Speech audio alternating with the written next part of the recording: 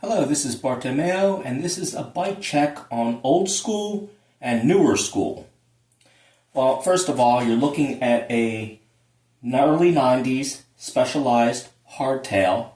It's the Rockhopper model, and I've had it all these years, and it's paved the way for me for touring. I've taken many long bicycle trips with this bike, and I acquired this bike. It's an interesting story. I was a bike courier in a metropolitan area in Pennsylvania for 3 years during the mid-90s. And I became good friends with a fellow worker, and he sold me this bike for $100. And back then, it was a 21-speed bike, but I upgraded it, later on down the road, I upgraded it to a 8-speed cassette, so it's a 24-speed currently.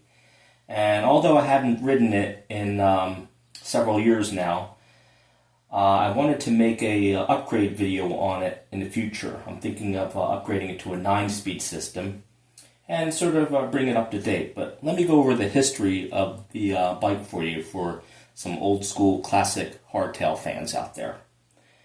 The original rims were 26-inch Araya single wall rims, and I upgraded to double wall rims. So the rear wheel is a Jalco double wall rim.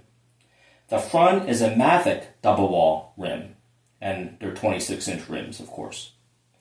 The tires are Kenda slicks, and I believe they're 26 by 1.95.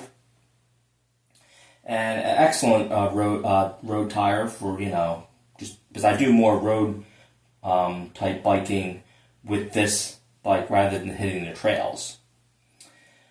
So yeah, it served me very well over the years, and I think it definitely deserves a little upgrade. It originally had a quill stem, and I upgraded to what I did was I purchased a stem adapter. So I went from 1 inch to 1 1/8, and I have a threadless stem on there. It's specialized, and it has a pretty long reach because I like to be stretched out. I don't like to be too cramped in, even though that frame, I think it's like a 19-inch frame or 19 and a half, so it's fairly large, but I have the seat down at a comfortable position, so I can ride it comfortably. And since I'm doing road biking, size isn't an issue for me.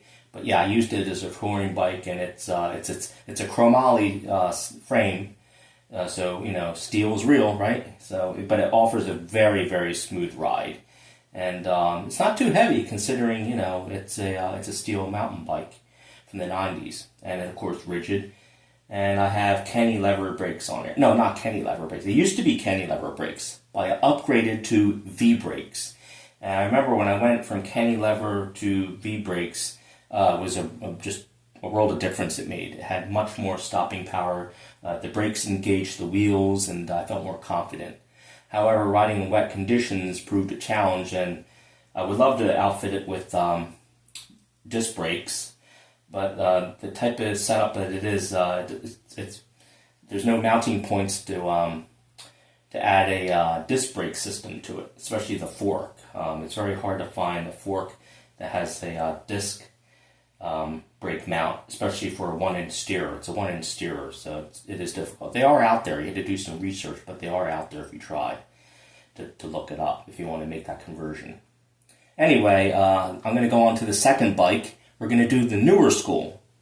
So we're going from 1992 Specialized Rockhopper to a Jamis mountain bike, which is newer technology. And here it is over here.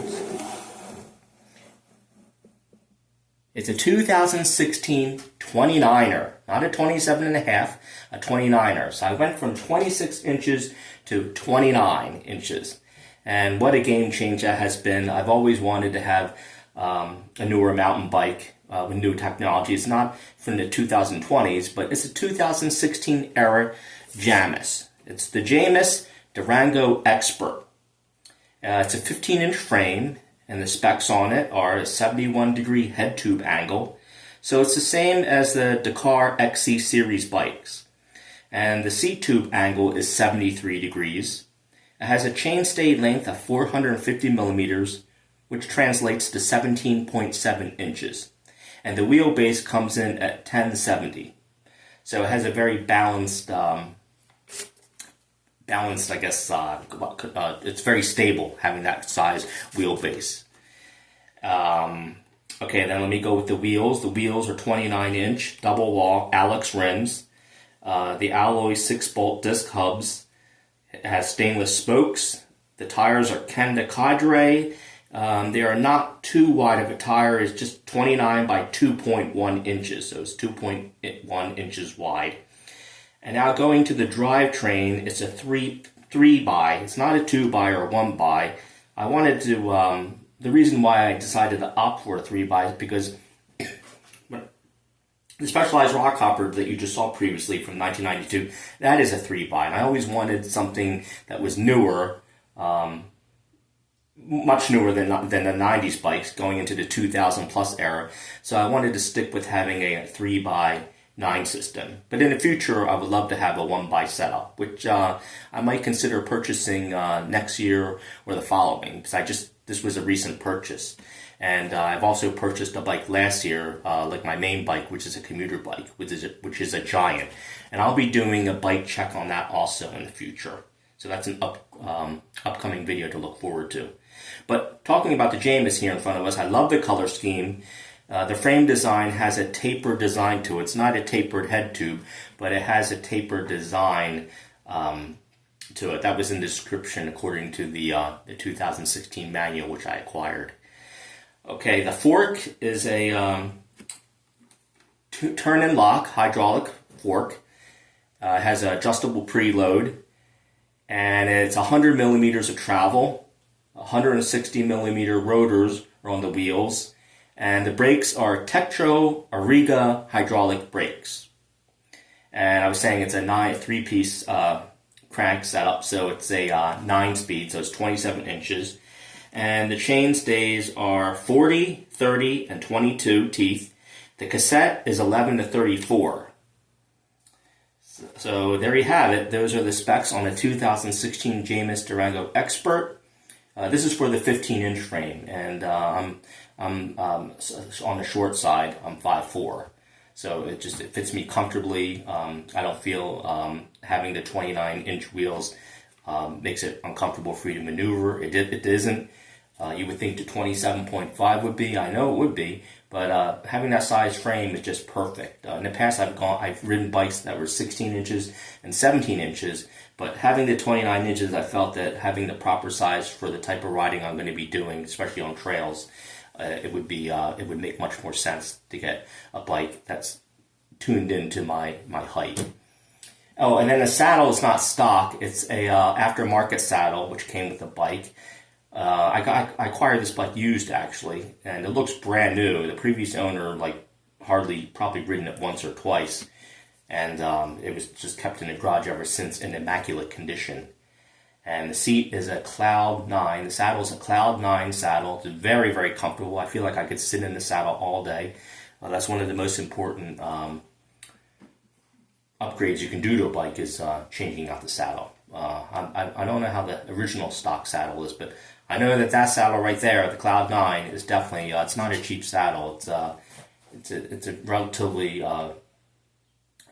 good priced saddle, and it's worth it to invest in having good comfort, especially if you're going to be out on the trails for most of the afternoon shredding down some trails.